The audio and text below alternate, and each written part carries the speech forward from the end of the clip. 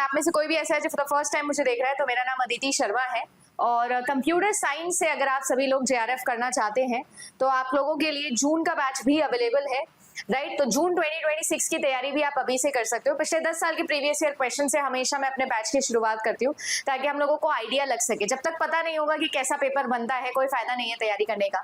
तो आप सभी लोगों के लिए जो है वो पिछले 10 साल के प्रीवियस ईयर क्वेश्चन के साथ अपना नया बैच भी स्टार्ट हो गया है। So if you want to join, आप जेआरएफ अड्डा प्रीमियम गोल्ड ले सकते हो। इस बार आप लोगों के लिए मॉक ट्रैकर्स भी आए हैं ताकि आप सब लोगों की तैयारी जो है उसको आप और अच्छे से ट्रैक कर सको और अच्छे से आपको पता लग सके कि कहाँ पर आप मिस्टेक करते हो, कैसे आप लोगों को सुधार करनी है। हम सभी लोगों के favourite of course doctor APJ Abdul Kalam, मुझे बताने की जरूरत नहीं, आप सब इनको जानते हैं। इन्होंने एक बहुत अच्छी बात कही कि जो आपकी लाइफ की डिफिकल्टीज होती है, ये जो डिफिकल्टीज होती है ये आपकी लाइफ में इसलिए नहीं आती है कि आपको खत्म कर दे, आपको परेशान कर दे, ये इसलिए आती है कि ये आपको टेस्ट कर रही है। एक्चुअली में अगर देखा जाए, हम हमेशा हमारे कंफर्ट जोन में अगर रहेंगे तो हमें कभी भी अपने रियल पोटेंशियल, अपनी कंपिटेंस, अपने कैपेबिलिटीज के बारे में पता नहीं होगा। हमारी क्या क्षमता है, हम किस चीज का कैलिबर रखते हैं, ये हमको कभी नहीं पता चलेगा अगर हम सभी लोग जो है वो अपने कंफर्ट जोन में रहते हैं। तो लाइफ का जो स्ट्रगल है, ये जो डिफिकल्टीज है, ये हमारी लाइफ में इसीलिए आती है क्योंकि ये हमें टेस्ट कर रही है, हमें बताती है कि एक्चुअली में हमें कितना पोटेंशियल है। जैसे मैं एक छोटा सा एग्जांपल दूं, आप सभी लोग जो है बड़े आलसी हैं। मैम हमको भागना दौड़ना ज्यादा पसंद है नहीं, बट अगर मैं आपके पीछे कुत्ता छोड़ दूं, ये जीवन की एक डिफिकल्टी है, और जैसे ही मैं वो कुत्ता आपके पीछे छोड़ दूंगी आप बहुत हाई स्पीड से भागोगे, और जब तक भागोगे तब तक आप सेफ नहीं फील कर लेते कि हाँ यार अब जो है ये महाशय हमारे को नहीं काटने वाले हैं या हमारे पीछे नहीं भागेंगे या नहीं भौंकेंगे।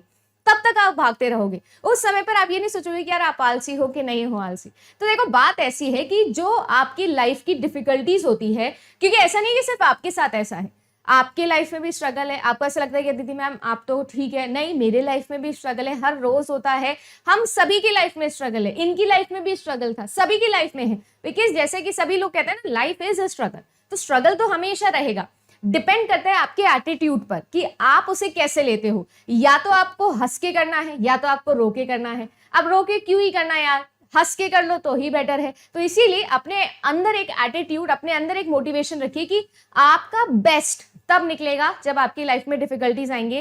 कंफर्ट जोन के अंदर कभी भी आप लोगों की डिफिकल्टी या आप लोगों का जो पोटेंशियल है वो निकल के नहीं आता है। जॉब के अंदर हो सकता है कि आप सभी लोगों का जॉब, यानी कि प्रोफेशनल वाले की मैं बात कर रही हूँ, या मैं बात कर रही हूँ उनकी जो कि होम मेकर्स होते हैं, या जिनके पास में ऐसा है कि जिनको अपने पेरेंट्स का ध्यान रखना होता है कि मैम मेरे पास में जैसे टाइम नहीं है। जैसे मेरे साथ भी यही इशू था, है ना, मैं क्यों छोड़ के एसबीआई का जॉब, या क्यों मैं क्यों बाहर नहीं जाती हूँ जयपुर से, इसीलिए नहीं जाती हूँ क्योंकि मैं नहीं छोड़ सकती हूँ अपने घर पे, ना ऐसा सर्कमस्टांसेस नहीं है। वैसे सबके साथ कुछ ना कुछ सर्कमस्टांसेस होंगे कि हम कंज्यूम्ड है मैम, हमारे पास में जो आप कह रहे हो ना कि पूरे के पूरे 16 घंटे, वो हमारे पास में है नहीं।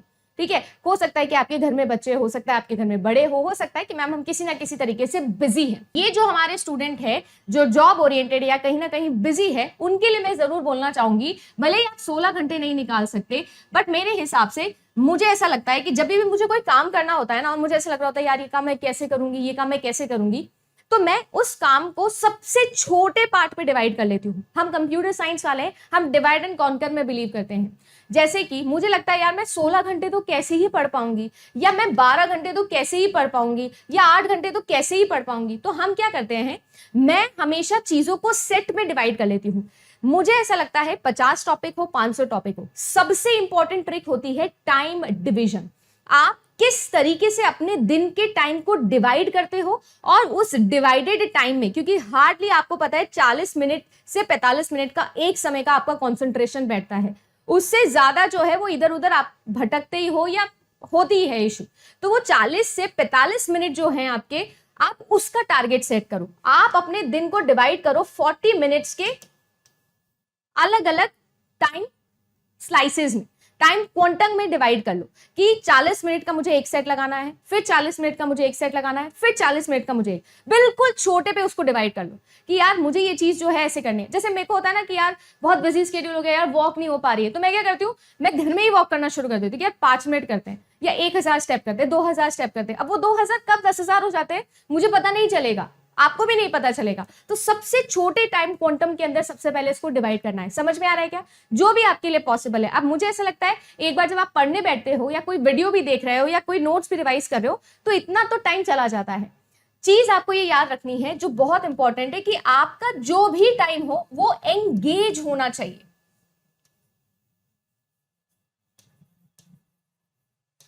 एंगेजिंग होना चाहिए। ऐसा नहीं होना चाहिए कि उस समय पर आप 10 चीजें और सोच रहे हो। मैं कह रही हूं कि पूरे के पूरे 10 घंटे कुछ और सोचो, 5 ही घंटे पढ़ो, पर जो 5 घंटे पढ़ रहे हो ना उसमें कुछ और नहीं सोचना है। उसमें आपका पूरा पूरा टाइम, पूरा पूरा समय कैसा होना चाहिए? एंगेज्ड होना चाहिए कि हम सिर्फ और सिर्फ मैम दम लगा के पढ़ रहे हैं, हम सिर्फ और सिर्फ उस कंटेंट में डूबे हैं। ये नहीं देखना है किससे पढ़ रहे हो, क्या पढ़ रहे हो, जो भी पढ़ रहे हो वो एंगेजिंग पढ़ना है। एक बहुत सीक्रेट बात बता रही हूँ, जितने इंटेंट से आप कोई टॉपिक पढ़ते हो उतने इंटेंट से वो आपके एग्जाम में आता है। ये मैं आपको जेन्युइनली बता रही हूँ। जिस इंटेंट से, जिस इंटेंसिटी से आप अपना टॉपिक पढ़ोगे, है ना, जितना मन से आप उस टॉपिक को पढ़ोगे ना उतना ज्यादा वो आप लोगों के लिए काम होगा। हाँ, ऐसा भी होगा कि आपने किसी टॉपिक पे बहुत मेहनत करी है और एग्जाम में मैम दूर दूर तक वो दिखेगा ही नहीं, ऐसा भी हो सकता है, कोई दिक्कत नहीं है। जय श्री राम बोलेंगे, किस्मत भी कोई चीज होती है भाई। बट हाँ, मैं क्या कह रही हूँ, मैं उसे कंट्रोल नहीं कर सकती। मैं किसे कंट्रोल कर सकती हूँ? अपने इनपुट को, अपने काम को मैं कंट्रोल करूंगी। कैसे करना है? तो इंटेंट के साथ में पढ़ना है, एंगेजिंग बनाना है, छोटे से छोटे टाइम में इसको डिवाइड कर लेना है। अब देखो सीन ऐसा है, अब मैं आपको पर डे की कहानी सुनाने वाली हूं कि पर डे आप क्या कर सकते हो। अगर मैं बात करूं तो पर डे आप लोगों के पास में 12 से 16 घंटे हैं जिस समय पर आप लोग पढ़ सकते हो। ये मैं आपको बोल रही हूँ मैक्सिमम है। आपको टाइम स्लाइस बना लेने, आपको अपना अपना टाइम डिवाइड करना है। ये सबका पर्सनल है, मैं इसमें कोई एडवाइस नहीं दूंगी। आपके पास जितने समय आप तो उतना पढ़ो। मैं तो ये कहती हूँ कि नहीं है मैम इतना टाइम, आप तो ये बताओ कि हमें तो 5 घंटे ही पढ़ना है। अब क्या करें कि हम 5 घंटे से ज्यादा नहीं पढ़ पाएंगे, कोई दिक्कत नहीं है, मत पढ़ो। पर ये जो 5 घंटे हैं, मैं ये मान के चल रही हूँ कि ये 5 घंटे आपके पूरे वाले 5 घंटे, इसमें ऐसा नहीं कि बीच में इधर जा रहे उधर जा रहे, पानी पीना, ये होना है वो होना है, नहीं। आपको बनानी होगी अपनी रिदम। और रिदम कैसे बनेगी? आप सभी लोगों को स्टार्टिंग के अंदर, अगर आप बिगनर हो या बेसिकली आपके साथ में ऐसा होता है ना कि कंसंट्रेशन नहीं बैठ पाता है, तो हमें थोड़ी सी पुश की जरूरत होती है। जैसे गाड़ी होती है ना, गाड़ी को चलाने के लिए में थोड़ा सा इग्निशन देने की जरूरत होती है, वैसे हमारी बॉडी को, हमारे माइंड को भी थोड़ा सा इग्निशन की जरूरत होती है। और आप अपनी लाइफ के बेस्ट फेज में हो क्योंकि ये समय इग्निशन से भरा हुआ है। ठीक है, अब करना क्या है, आप सभी लोगों को स्टार्टिंग के अंदर टू बिगिन, आप सभी लोगों के लिए जरूरी होगा कि आप अपनी कंसंट्रेशन बनाएं, रिदम बनाएं। तो आपके लिए क्या जरूरी है? आपके लिए ये जरूरी है कि आप सभी लोग किसी वीडियो के थ्रू आप लोगों के जो टॉपिक्स हैं उनको बाइफरकेट कर लें। आपने मुझे पता है कि टॉपिक्स अच्छे से बाइफरकेट कर लिए होंगे। अगर अभी तक ये टॉपिक्स का बाइफरकेशन अब नहीं कर पाए हो तो मेरे हिसाब से आपको सबसे पहले ये चीज करनी है, सबसे पहले ये चीज करनी है कि आपको टॉपिक्स का बाइफरकेशन करना है। मुझे ऐसा लगता है कि आप अपने जीवन का अगर एक दिन भी टॉपिक्स निकालने में लगा दे रहे हो तो वो बेस्ट टाइम है।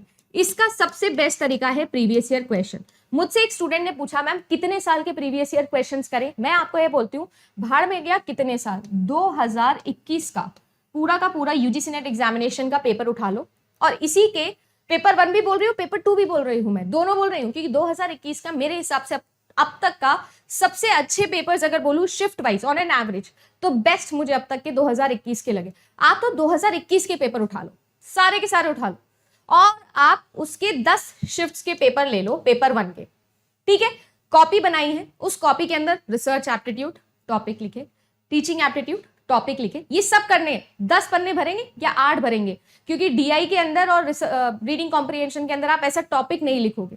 लिख लिया? अब देखो ये चीज आपने कर ली, टॉपिक आपने बना लिया। अब आपको पता है कि 5 घंटे का बाइफरकेशन करना है, तो स्टार्टिंग करनी है आप लोगों को किसी ना किसी वीडियो से। क्यों? जब आप वीडियो देखोगे तो आपके माइंड के अंदर वो होता है सबकॉन्शियस माइंड एकदम ट्रेन हो जाएगा, रिदम में आ जाएगा कि हाँ यार मुझे ये चीज पर काम करना है। एक बार रिदम बन गई है तो उसको तोड़नी नहीं है। जैसे कि आप लोगों ने भी हमेशा नोटिस किया होगा ना, जब हम भागते हैं तो वार्म अप करते हैं, वार्म अप करते करते करते करते करते फिर हमारी बॉडी हीट हो जाती है ना, तो फिर हम छोड़ते नहीं, फिर हम तेज भागने लगते हैं। उस समय आप रुक गए, बीच में पानी पी लिया तो आपका रिदम टूट जाता है, फिर आपको फिर से क्या करना पड़ेगा, स्टार्ट करना पड़ेगा। तो एक बार रिदम बन गई है तो कोशिश करेंगे कि पूरे 40 मिनट खींचे उस चीज को। हाँ, फिर पानी पी लिया, थोड़ा सा ब्रेक ले लिया 1-2 मिनट का, फिर वापस आ जाएंगे, फिर 40 मिनट की रिदम बनाएंगे। कुल मिला के अगर देखा भी जाए ना तो इन 5 घंटे के अंदर भी आप लोग नोटिस करना बीच में 2-3 गैप आ जाएंगे। वो कोई दिक्कत वाली बात नहीं है, वो छोटे छोटे गैप्स हैं। फिर एक लंबा गैप ले लेंगे, कोई दिक्कत नहीं है, बट ये चीज करना हमारे लिए जरूरी है। टॉपिक्स बाइफरकेट आपने कर लिए होंगे, नहीं किए हैं तो आज और एक दिन ले लो, कर लो। और उसके बाद में 2021 में क्यों बोलती हूँ, मुझे सबसे अच्छा पेपर इसका लगा है, 10 शिफ्ट के पेपर लेने हैं, उनके अकॉर्डिंग देख लेना है, कुछ भी नहीं करना है, पेपर देखना है और देखना है ये इस टॉपिक का, ये इस टॉपिक का, ये इस टॉपिक का। मैम हम बिगिनर हैं, हमको नहीं समझ में आता है कि ये कौन से टॉपिक का है, ये कौन से यूनिट का है, हमको नहीं समझ में आता है, कोई बात नहीं, take help from videos, take help from videos. मुझे नहीं पता बाकी का कहाँ से, बट अगर आपको मेरे देखने हैं तो मैंने इसके लिए किया हुआ है, प्रीवियस ईयर एनालिसिस करके मैंने आपके लिए कंप्लीट एक प्लेलिस्ट भी बनाई है। वो प्लेलिस्ट जो है मैं आपसे शेयर भी कर दूंगी डिस्क्रिप्शन के अंदर भी और कमेंट सेक्शन के अंदर भी, देख लेना। नहीं तो 9 PM वाली जो सीरीज है, लास्ट 90 डेज चैलेंज जो मैंने लिया था, उसमें भी मैंने आपको डेली टॉपिक और फिर क्वेश्चन, टॉपिक और क्वेश्चन करवाए हैं, तो वो आप उसके अकॉर्डिंग बना लेना, कोई दिक्कत नहीं है। Take help from videos. इससे होगा क्या, आपकी बॉडी सेट होना शुरू होगी, माइंड सेट होना शुरू होगा। अब क्या करना है, अब आप लोगों को पढ़ाई करनी है और इसके बाद में टाइम डिवाइड करना है। आपको हमेशा याद रखना है कि आप लोगों का चाहे पेपर 1 हो चाहे पेपर 2 हो, दोनों को अभी इक्वल इंपॉर्टेंस जो है वो देने वाला टाइम था। मुझे ऐसा लगता है कि आप सभी लोग जो है वो पेपर 2 को टाइम दे पाते हो, पेपर 2 को हमेशा आप टाइम दे पाते हो, क्योंकि जाहिर सी बात है मैम, पेपर 2 है, 100 क्वेश्चंस आने वाले हैं, 200 नंबर है, तो आपका कंसंट्रेशन यहाँ पर बैठाना आसान भी इसलिए क्योंकि बहुत सारी चीजें ऑलरेडी आपने पढ़ी हुई है। हमेशा याद रखेंगे, जो चीज आपने पढ़ी हुई है, जो भी चीज पढ़ी हुई है वहीं से शुरुआत करेंगे। यानी कि अगर मैंने बोला कि आपने 50 टॉपिक्स निकाले हैं, तो उन 50 में से पहले वो टॉपिक्स को अच्छे से कंसोलिडेट करेंगे जो टॉपिक्स आपको आते हैं। अगर कोई चीज है जो 50% आती है तो उसको 80% करो, कोई चीज है जो आपको 80% आती है तो उसको 100% ट्राई करना है करने की। 100% कोई नहीं कर सकता, 95% कर लो, बट ट्राई ये करना है कि जो आता है मैम उसमें से कुछ भी पूछ लो। बचपन में हम बोलते थे ना मम्मी को, ये लो मम्मी याद कर लिया, कुछ भी पूछ लो। वही वाला सीन है कि अगर मैंने आपको बोल दिया प्लैगरिज्म, तो प्लैगरिज्म में से कुछ भी पूछ लो मैम। अगर मैंने आप लोगों को बोल दिया round robin scheduling algorithm, ma'am कोई भी क्वेश्चन दे दो कर दूंगा। ये वाला सीन होना चाहिए। देखो मैं 50 इसीलिए बोलती हूँ क्योंकि मेरे लिए ये 50 500 के बराबर होंगे, तो इसीलिए बोल रही हूँ कि जो आपको आते हैं उनको पहले सॉलिड करो और उनको लंबा लेके जाओ कि इसमें से मैम आप कुछ भी पूछ लीजिए हमको आ जाएगा। अब ये चीज करनी ही करनी है। पेपर 1 की जहां तक बात आती है तो पेपर 1 के अंदर देखो आप लोगों की प्रैक्टिस बहुत ज्यादा मैटर करेगी। पेपर 1 के अंदर क्यों बोल रही हूँ, देखो पेपर 2 की आप कर ही लोगे, मैं नहीं भी बोलूंगी तो भी कर लोगे, पर पेपर 1 के अंदर आपकी प्रैक्टिस बहुत मैटर करेगी। अब करना क्या है, आप सभी लोगों को अपने अपने पेपर 2 के अंदर, जैसे मेरा कंप्यूटर साइंस है तो मुझे पता है कि मुझे आईसीटी पर, मुझे डीआई के ऊपर, मुझे मैथमेटिकल रीजनिंग के ऊपर, इन पर मुझे फोकस करना चाहिए क्योंकि मेरे शिफ्ट के अंदर या मेरे एग्जाम के अंदर ये चीजें इंपॉर्टेंट है।